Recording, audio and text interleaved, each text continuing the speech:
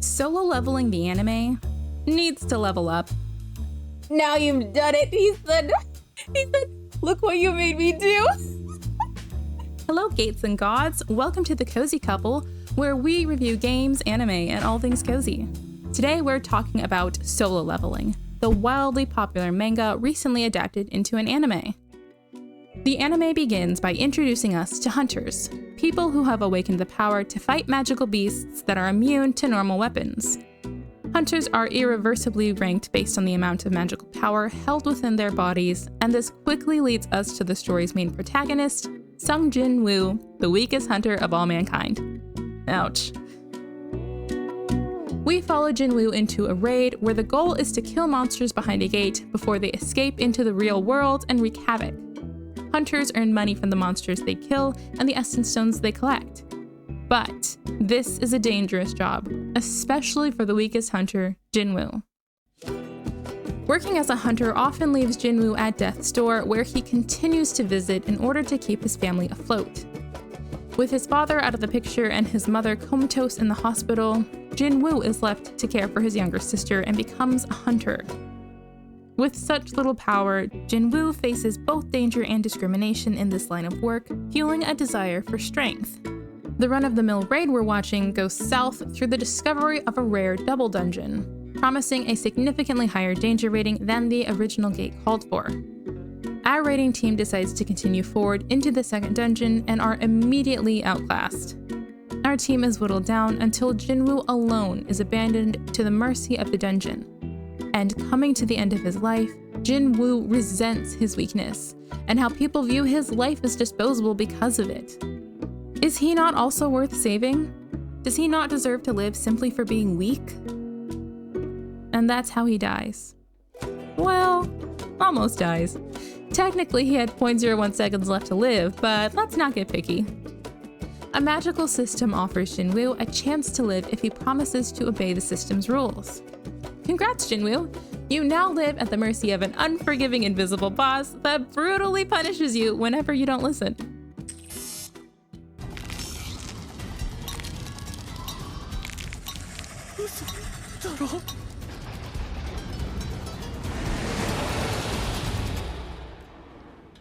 However, the system gives Jinwoo the unprecedented ability to grow stronger as a hunter. With this life-changing chance at hand, Jinwoo gets to work. As Jinwoo increases his ability, we watch as he enters his first C-rank dungeon. And it's here that we meet best boy Jinho. Jinho and Jinwoo are set to join a hodgepodge group of hunters because hunters are not allowed access to gates without a minimum number of fighters. Through this dungeon, we learn 3 things. First, Jinho is absolutely best boy. Second, Jinwoo is now strong enough to go from barely surviving an E-rank dungeon with help to now single-handedly defeating a C-rank boss. And third, monsters are not the only thing that can kill you during a raid. Let me start by saying episode 6 was out of this world good. Both Xavier and I have been having some issues with the pacing so far, and this episode was so distinctly good, it felt like watching an entirely different anime. This episode is everything you want. It has excellent fighting, humor, tension, adorable character interactions. Even the transitions in this episode serve a purpose by having the conversation between Gramps and Jinchul foreshadow the events in the dungeon. Their relationship is so cute, with Jinchul noticing his boss's exhaustion and suggesting an activity to shake off the stress.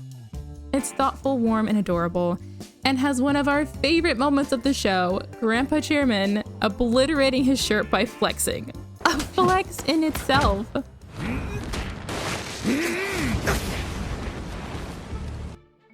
The squad we entered with abandons Jinho and Jinwoo, and Jinwoo squares up with his first C-rank monster. Jinho watches Jinwoo fight the boss and realizes that dungeons are dangerous. Go figure! The first raid this poor thing joined just so happened to be chock full of murderers who then abandoned Jinho with a potentially false-ranking psycho serial killer. Oof.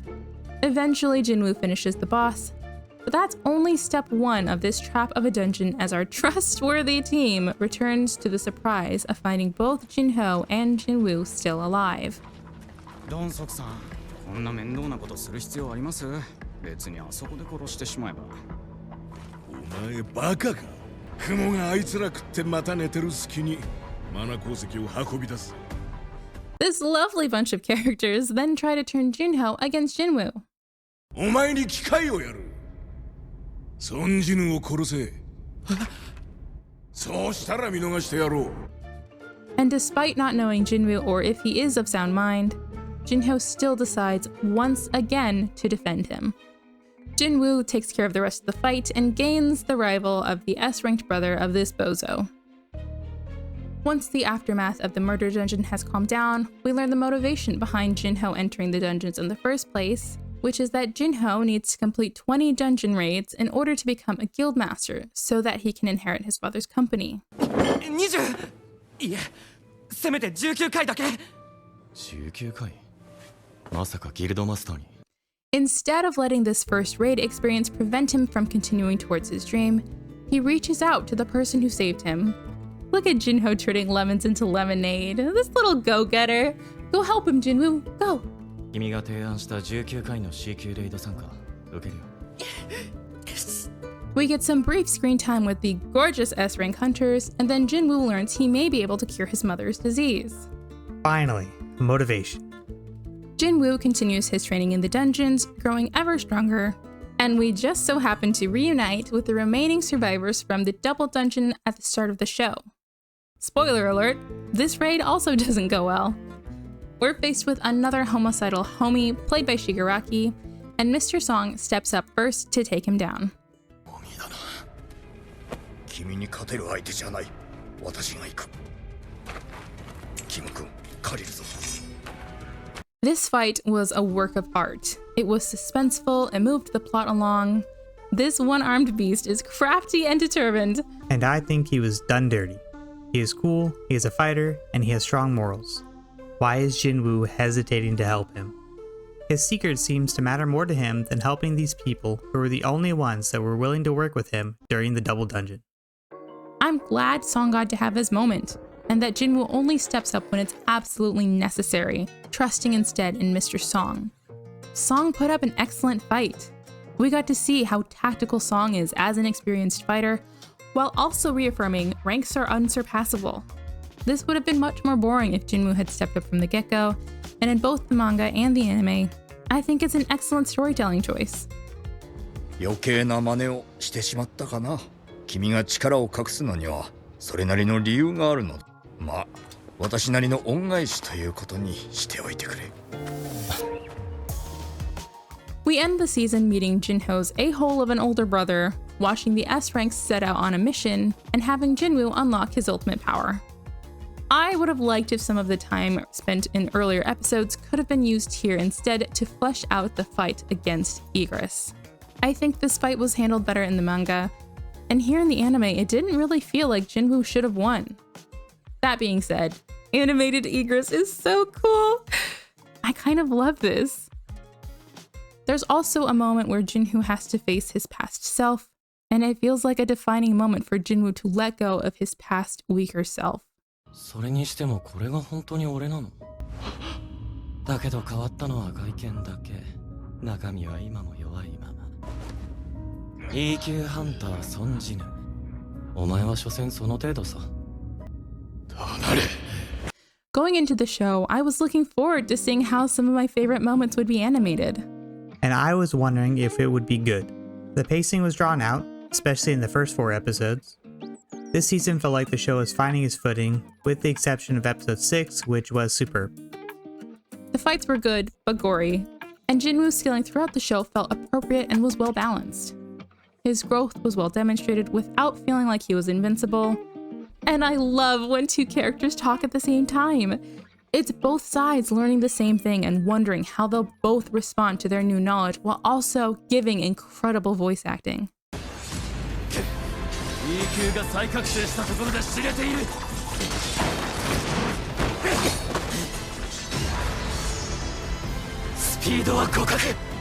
I didn't like that a lot of the fights seemed like he was just jumping around with an ineffective weapon for half the fight, and then right at the end, Jinwoo would pull one big hit to end the whole thing. I don't mind ending things with a big hit, but I would like to feel that the character is making progress throughout the fight, rather than the enemy going from taking 0 damage to all of a sudden being dead.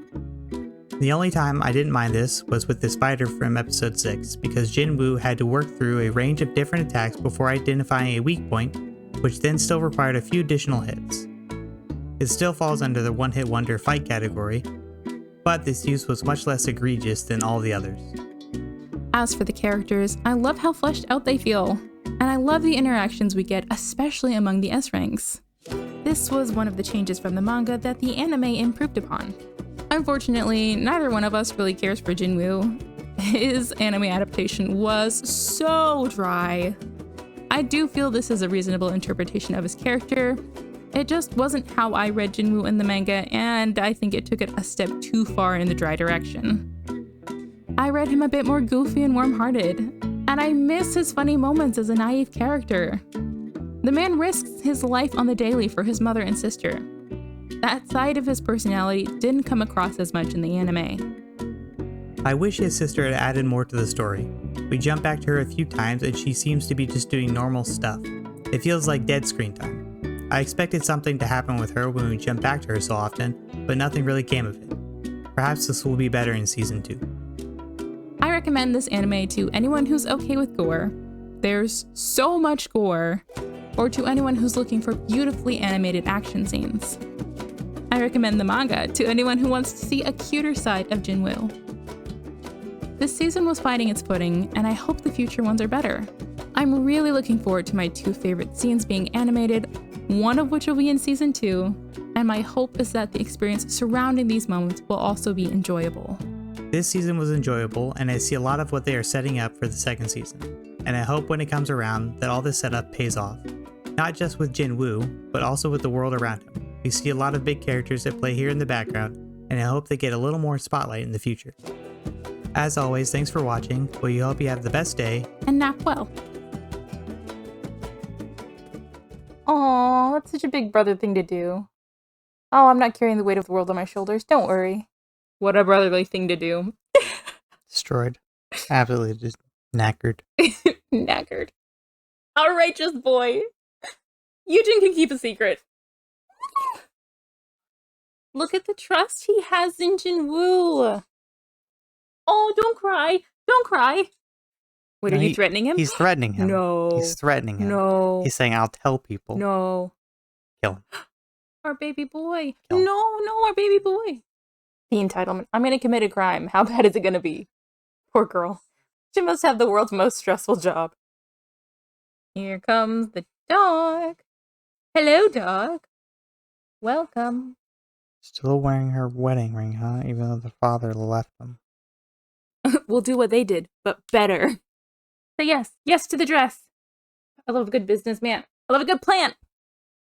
I wish every businessman was like Eugen. Adorable, honest, doing their best. How you make money. She's so cute. Oh my god, I love her shoes. Her legs are to die for. Just her. She's just to die for. I just don't want to see Song die, alright? And if he dies because Jinwoo refuses to step in because I got a secret to keep,